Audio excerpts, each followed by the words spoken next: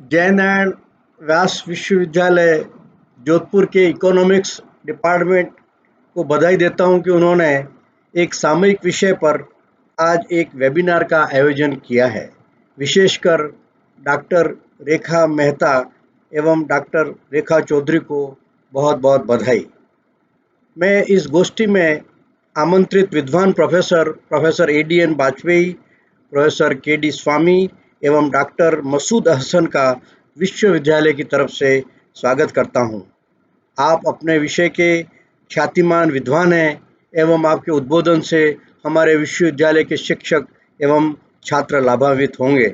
मैं अपनी तरफ से आपका स्वागत और अभिनंदन करता हूं।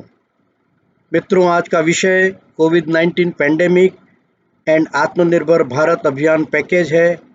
आप सभी जानते हैं कि वर्ल्ड हेल्थ ऑर्गेनाइजेशन ने 11 मार्च को कोविड-19 को विश्व महामारी घोषित किया था एवं भारत के प्रधानमंत्री ने 24 मार्च को भारत में लॉकडाउन की घोषणा की। इस लॉकडाउन की वजह से हमारे और विश्व की आर्थिक गतिविधियों पर सीधा प्रभाव पड़ा। हम देख रहे हैं कि मजदूरों का पलायन, सप्लाई चेन का प्रभावित होना, अनएम्प्लॉयमेंट और न जाने कई तरह की सामाजिक समस्याएं हर सेक्टर में प्रभावित हुई।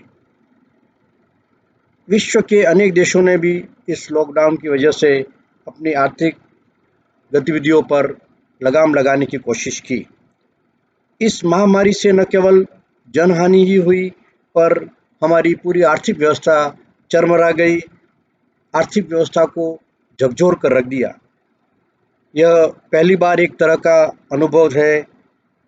कोरोना की इस चुनौती ने विश्व को सोचने के लिए विवश कर दिया है कि आखिर विकास का कौन सा मॉडल अपनाया जाए जो ऐसी किसी भी आपदा में हमारे को डटकर सामना करने के लिए खड़ा कर सके।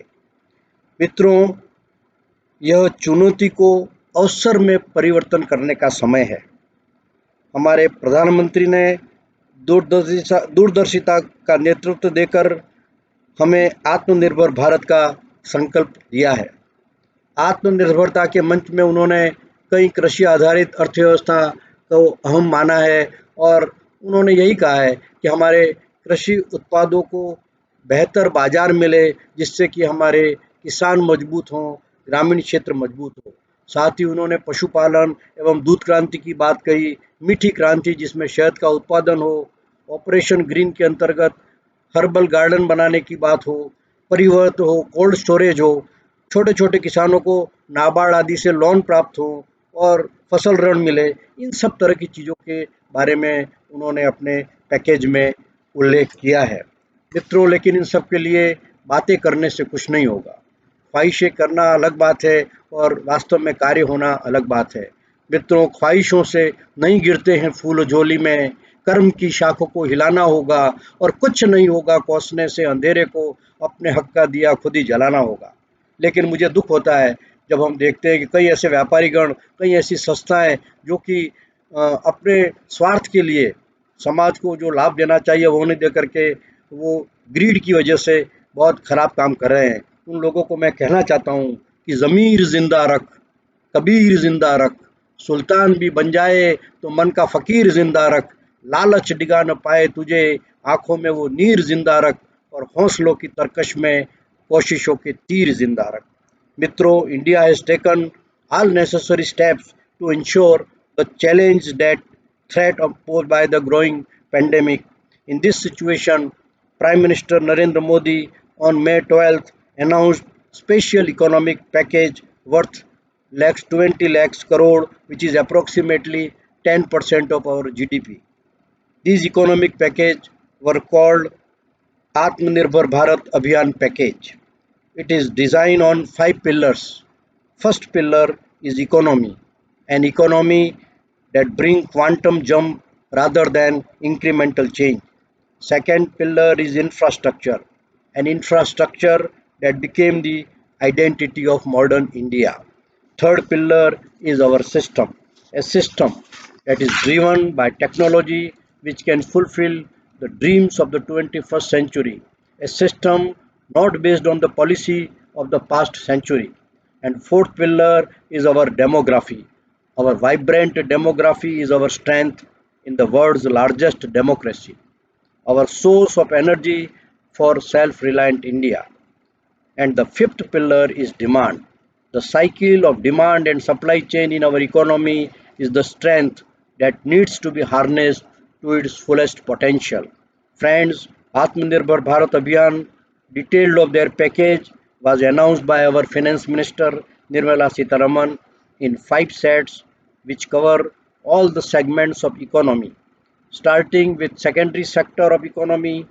Thereafter, Nirmala Sitharaman announced a relief package which is meant for various sectors including cottage industry, MSMEs, laborers, middle class industries and among others.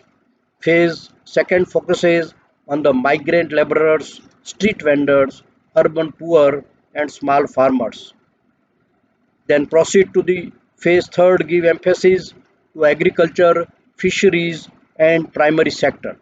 In the fourth phase, investment in infrastructure and heavy industries were made.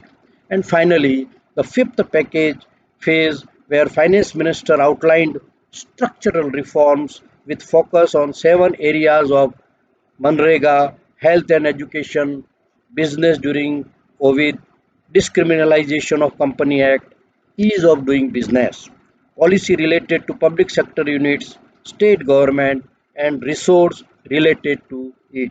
Thus, to analyze the implications and consequences of the ongoing pandemic and whether these measures would be enough in slowing down economy is a big question.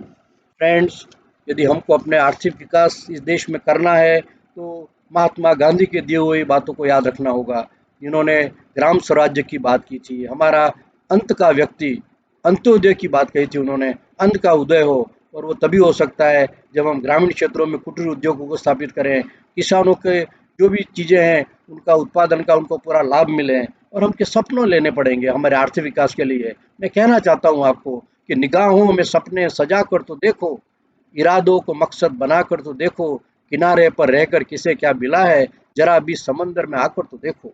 मित्रों, आज जो सब यहाँ audience बैठी हुई है, जो सुन रही है इस वेबिनार के माध्यम से, उनको क्या कहना चाहता हूँ मैं कि तुम जो चाहते तो हालात बदल भी सकते थे, तेरे आंसू मेरी आंखों से निकल सकते थे, मगर तुम तो ठहरे ही रहे झील के पानी की तरह, दरिया बनते तो बहुत आगे निकल सकते थे। निश्चित तौर पर इस वेबिनार के बाद में आपको बोलना होगा कि हम हैं दरिया, हमें अपना हुनर मालूम है, जिस तरफ निकल जाएंगे रास्ता बना लेंगे। अंत में मैं यही कहना चाहता हूँ कि इस वेबिनार के माध्यम से हम समाज का उत्थान करें। आयोजकों को, आयोजन से संबंधित सभी वेबिनार से आयोजन के संबंधित डॉक्टर मेहता को और उनकी पूरी टीम को बधाई देना चाहता हूँ और हमारे आमंत्रित वक्ताओं को भी बहुत बहुत बधाई देना चाहता हूँ कि उन्होंने हमारे इस वेबिनार में भाग लेने के लिए हमारा आमंत्रण स्वीकार किया। विश्वविद्यालय की तरफ से पुनः आप सबको शुभकामनाएं और बधाई। धन्यवाद। जय हिंद, जय भारत।